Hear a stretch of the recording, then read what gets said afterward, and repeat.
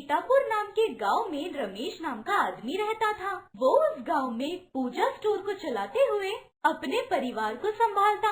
उसकी पत्नी लक्ष्मी देवी, उन दोनों को राजेश और सुरेश नाम के बच्चे थे। वो दोनों बेटे बहुत प्यार से मिलजुल कर रहा करते।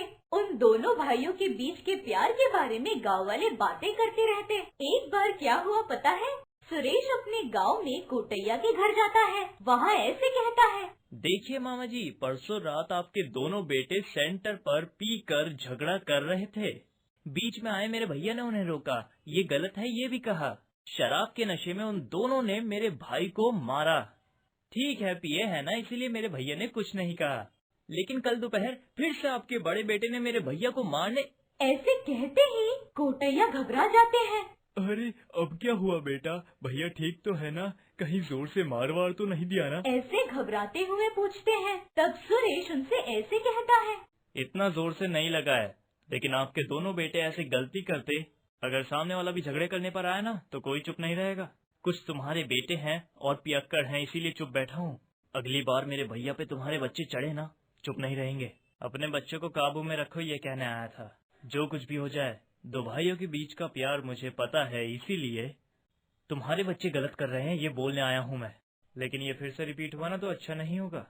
सुरेश के ऐसे कहते ही कोटैया घबरा जाते हैं। भाई भाई का प्यार, उनका मुंह हमेशा झगड़ा करते रहते हैं, सिर्फ पीते वक्त ही मिलकर पीते हैं। भाई भाई मतलब तुम्हारी तरह मिलजुल कर रहना चाहिए। तुम्हारे माँ बाप ने बहुत ज्यादा पुण्य कमाया होगा, अगली बार ऐसा ना हो इसका ध्यान मैं रखूंगा। उन्हें माफ कर दो बेटा। कैसी बातें कर रहे हो? इतनी बड़ी बातें क्यों बोल रहे हो? बस ऐसे ही छोटा मोटा झगड़ा किया था, इतना बड़ा नहीं। अब मैं चलता हूँ। ऐसे बोलकर चला जाता है। ऐसे उस गांव में उन दोनों की अच्छाइयों के बारे में और शीतलता के बारे में सभी लोग बहुत चर्चा किया करते। एक दिन शाम को दोनों भाई एक दूसरे के ऊपर हाथ रखकर घर आते हैं। उन्हें देखकर उनकी माँ हाथ में तांबे का लोटा लेकर चौखट के यहाँ आकर ऐसे कहती है, अरे राजेश, छोटू वहीं रुको। कितनी बार कहा है तुमसे ऐसे बाहर जाकर मत आया करो। गांव में सबकी नजर तुम पर। वो दोनों को देखो कितने प्यार से रहते हैं, कितना मिलजुल कर रहते हैं, ऐसे कहते रहते हैं। ऐसे दोनों बेटों की नजर लाल पानी से निकालती है। अब अंदर जाओ, गरम गरम भजिए बनाए हैं, खा लो। ऐसे वो लाल पानी फेंकने के लिए बाहर जाती है। राजेश सुरेश अंदर जाते हैं। शाम होती है। उसी दिन रात को भोजन का समय होता है। सभी लोग खाना खा रहे थे। लक्ष्मी, आज गांव में वो शिवा आया था। उनके गांव में एक अच्छा सा रिश्ता है, हमारे बड़े की शादी करवाएंगे क्या, ऐसा पूछा। वो बात सुनकर सुरेश खुशी से ऐसे कहता है, हे भैया की शादी सुपर। भाभी कैसी रहेगी भैया? ऐसे चिढ़ाते हुए पूछता है।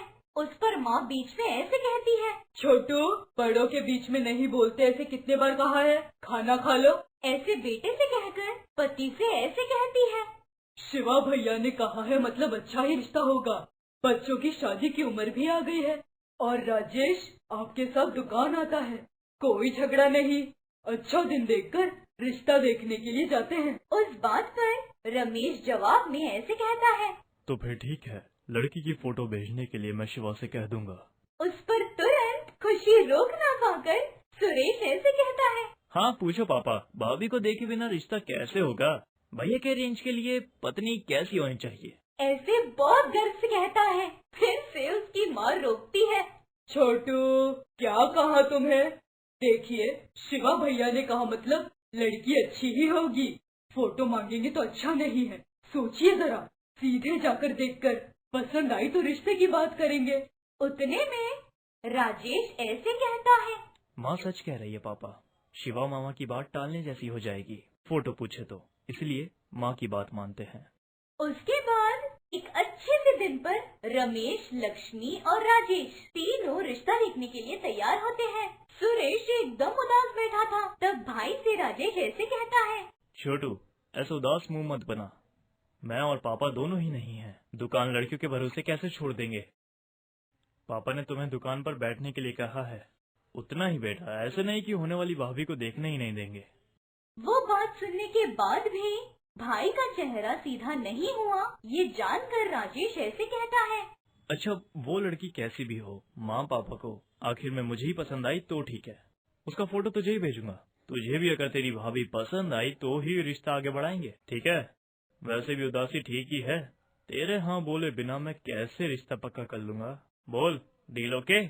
ऐसे रमेश के कहते ही भाई को बहुत ज्यादा खुशी होती है। थैंक्स भैया, अब आप जाकर खुशी से आओ।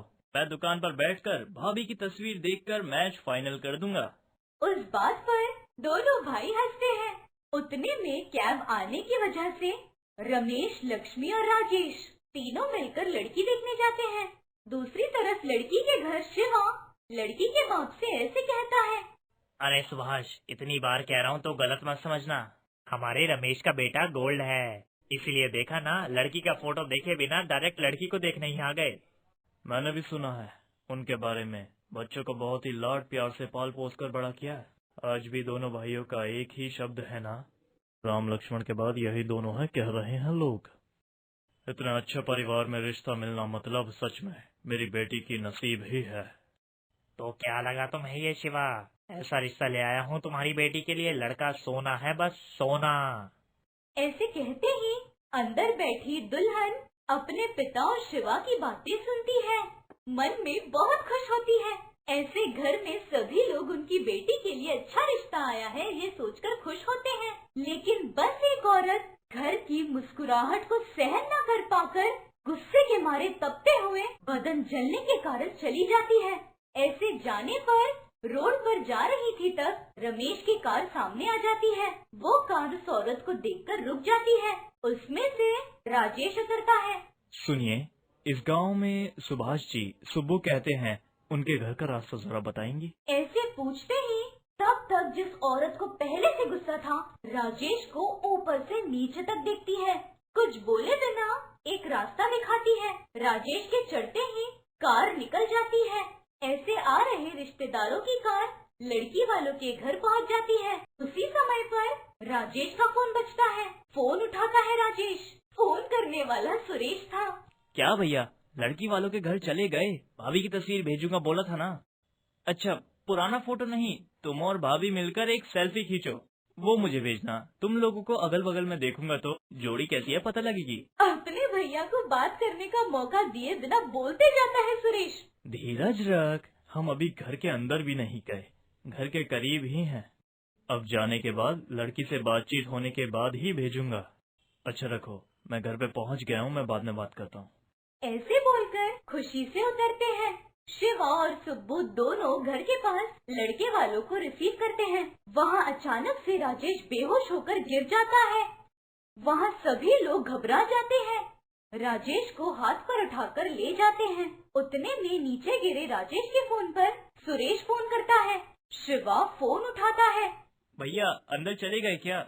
मुझे तो मना कर दिया, यहाँ रहने का मन नहीं कर रहा। ऐसे बोल रहा था तब शिवा बीच में ऐसे कहता है, अरे छोटू, पता नहीं तेरे भैया को क्या हुआ लेकिन बेहोश हो गया है। ऐसे कहते ही सुरेश चौंक जाता है। भैया को किसी ने एक शब्द भी बोल दिया तो चुप न रहने वाला सुरेश ये सब जानकर कैसे रिएक्ट करता है। जो राजेश तब तक ठीक था, अचानक से लड़की वालों के आंगन में आते ही क्या हुआ, वो ठीक होता है या नहीं? घर में सभी लोग इतने खुश थे तो गुस्से से तप रही वो औरत कौन थी? ऐसे क्यों थी? उसके गुस्से का कारण ये शादी का रिश्ता ही है या फिर कुछ और? अपने बच्चों के मामले में हर छोटी बात का ध्यान रखने वाली लक्ष्मी लड़की को देखे बिना ही अपने बड़े बेटे को बेहोश होता देख शादी के लिए मानती है या नहीं? ये सब हम रमेश के बेटे एपिसोड 2 में देखेंगे। अगर ये कहानी आपको पसंद आई तो हमारे चैनल को सब्सक्राइब कीजिए। Thank you for watching.